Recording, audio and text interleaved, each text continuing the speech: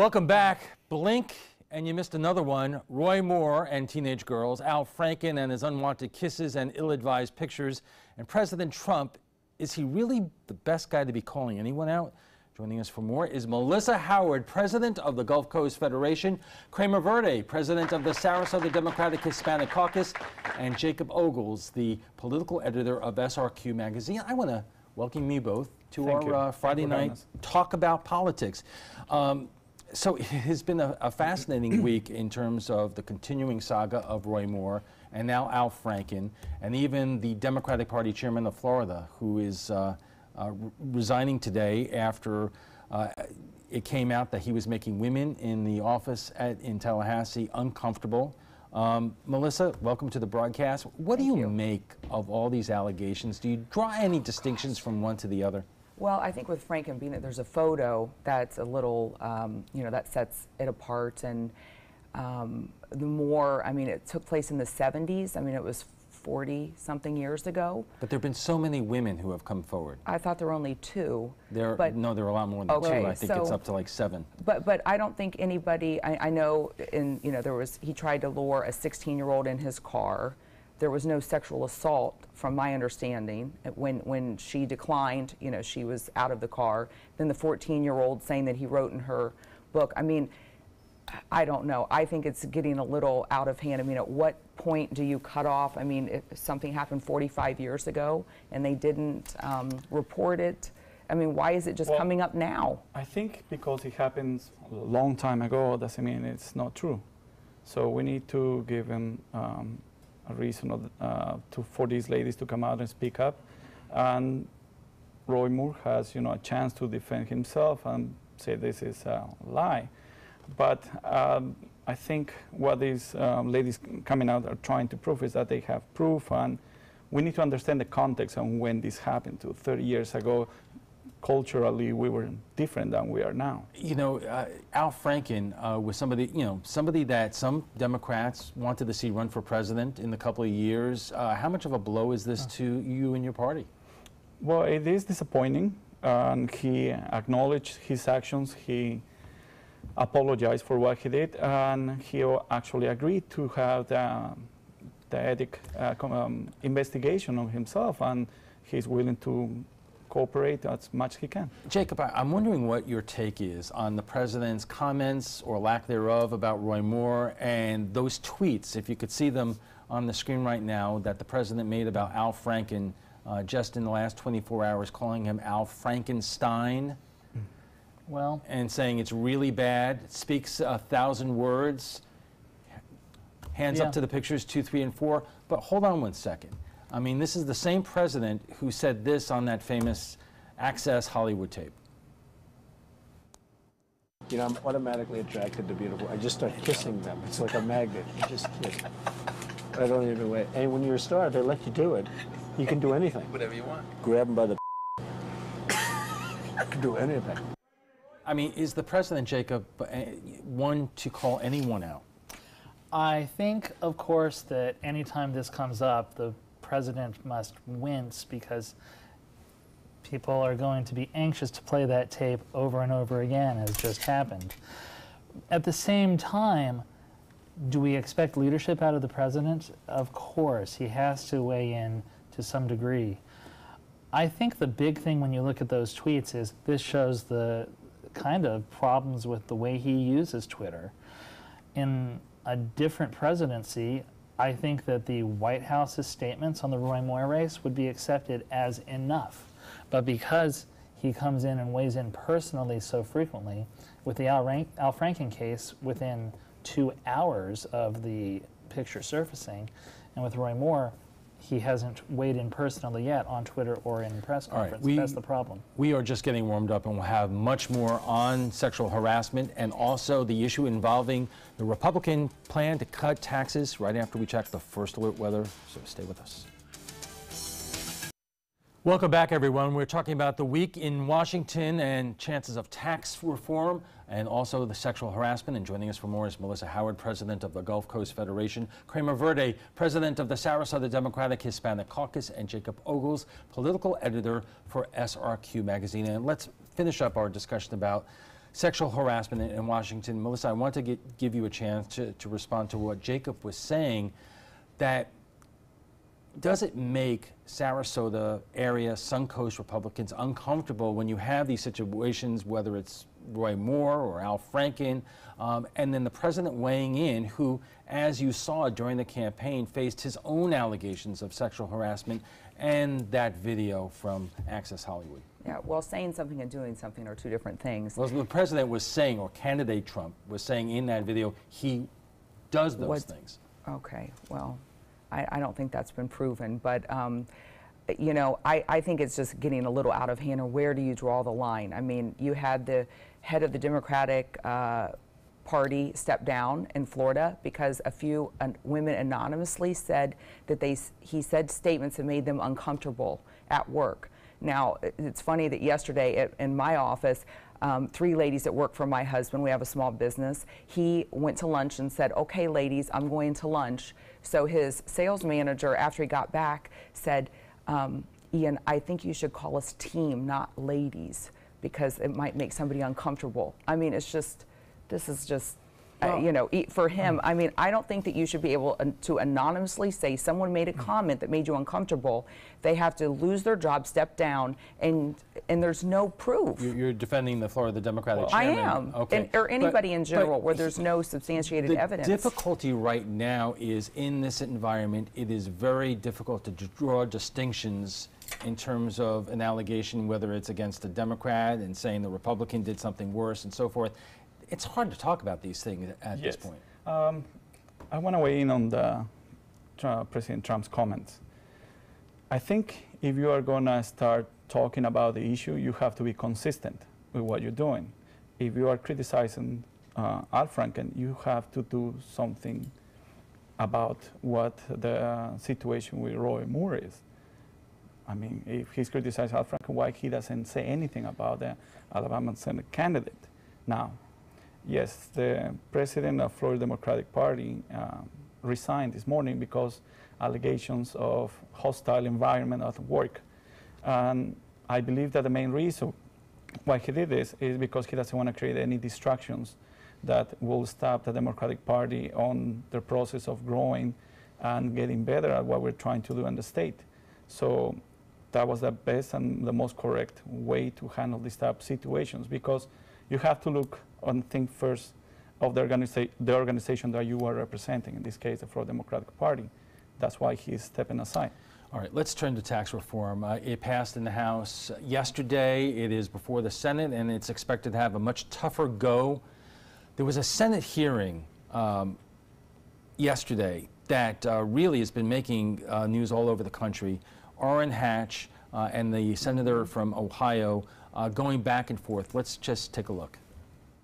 And I really resent anybody saying that I'm just doing this for the rich. Give me a break. Well, Mr. Chairman, it's not true. With all due respect, I get sick and tired of the richest people Regular in order, this country Mr. Chairman. getting richer and Regular richer order. and richer. Order. We do a tax Regular order. rich and middle class. Wait a minute. Regular. Melissa, I'm going to start with you again because we have this one graphic, if we could put it up on the screen, in terms of the average tax cuts for all households. And if this tax plan passes, the average middle-income family will receive about $1,200 a year in terms of tax cuts. By 2027, $860. I mean, frankly, that's chump change. That's not money that's going to make any difference in terms of anybody's life. Well, I think you have to take a couple other things into consideration. How much is health care going to go up? I mean, what are your other expenses going to be? I don't know if that takes into consideration that they've doubled the exemption, your individual exemption that I believe is, I don't know, $6,500. That's all baked into it. It's all, well, I think it's a little premature to say that that's actually going to be what the average person saves. And like Orrin Hatch, I'm from Ohio, I'm from Middletown, Ohio, J.D. Vance, I'm sure his book, that's where I grew up, a steel town. And, I think if you just look at $1,200, that's a lot. It really is. But when you compare it to other things that are in the Senate bill, including the fact that the Senate bill apparently gives private jet owners a tax break. And I would imagine that, Jacob, that those are the kinds of things that Democrats are going to capitalize on. Yes, that's what Democrats are going to capitalize on, but the question is that going to matter? Of course, Democrats are going to disagree with the Republican tax plan. You give somebody $20, they're going to feel $20 richer. I mean, that's the issue.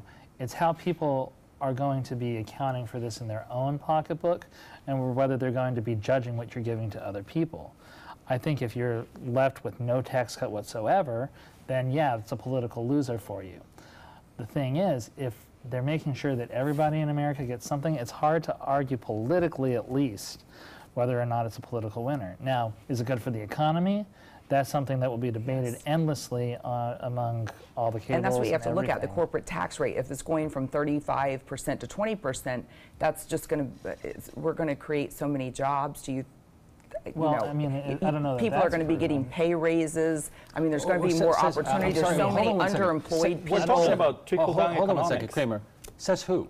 Well, I mean, I've also heard a lot of people saying that you reduce the corporate tax rate, and it's going to be passed on in terms of dividends to stockholders, and not necessarily raise income. Well, I own a small business, and I am in the top tax bracket, and I will tell you, if my taxes get cut substantially, we will hire more people, we will create more jobs here.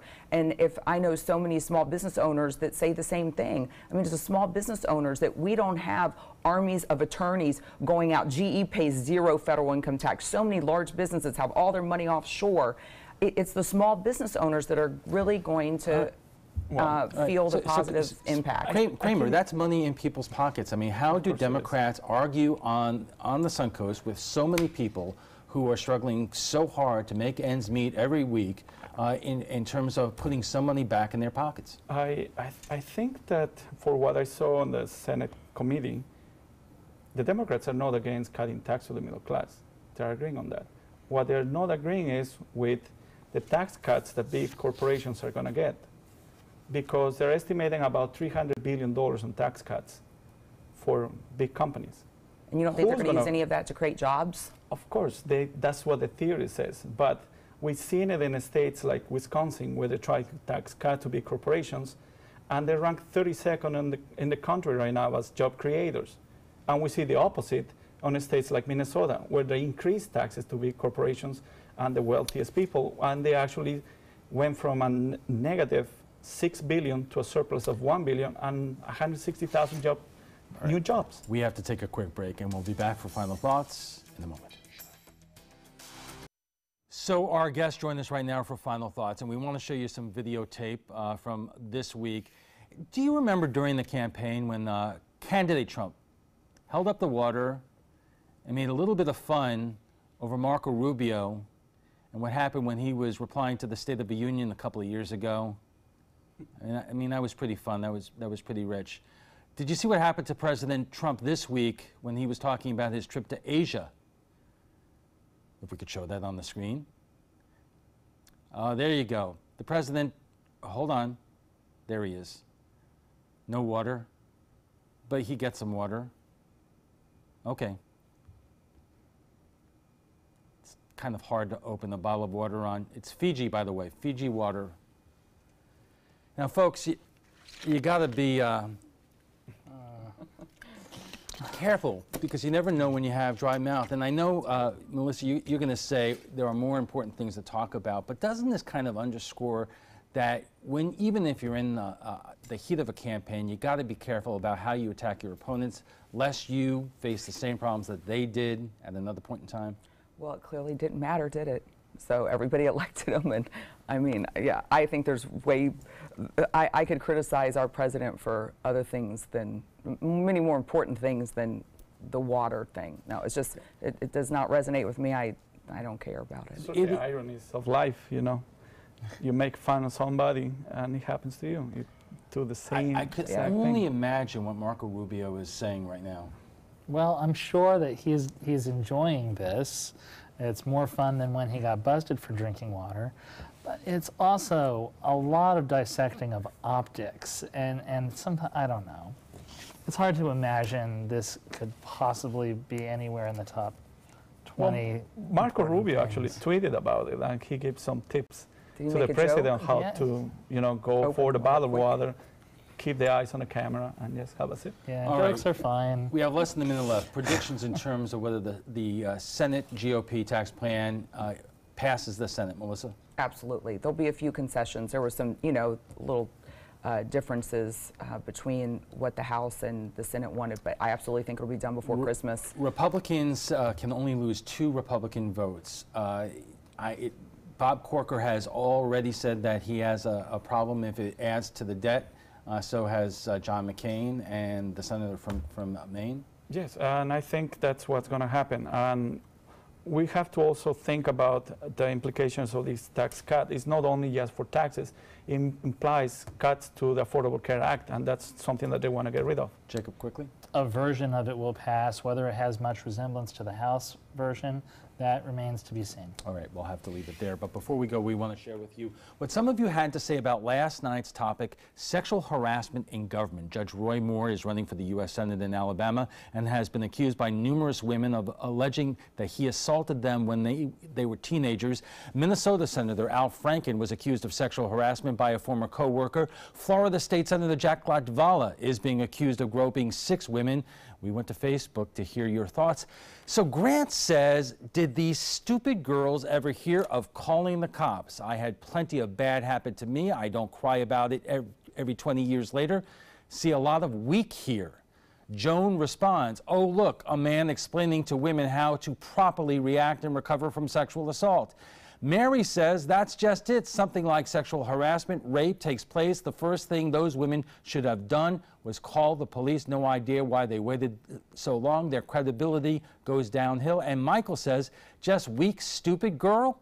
I'm sure the women in your life love your candidness. Well, if you'd like to join the conversation on tonight's topic, just visit our Facebook page at facebook.com/mysuncoast.com.abc7.